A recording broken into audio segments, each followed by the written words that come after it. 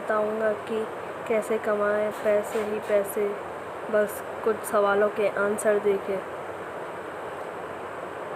आपको जाना है प्ले स्टोर पर। प्ले स्टोर पर जाने के बाद आपको डालना है रिवॉर्ड्स।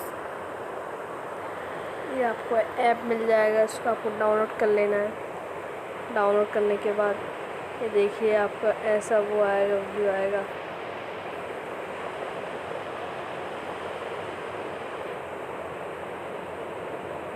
ये आएगा, देखिए मैंने अभी तक कितने कितने रुपए जीते हैं इससे। अरे मैंने बहुत जीते थे, पर वो मेरा रिवॉर्ड हिस्ट्री वो हो गई है, क्लियर हो गई है बिल्कुल। ऐसे ही पैसे कमाते रहें। Thank you for watching.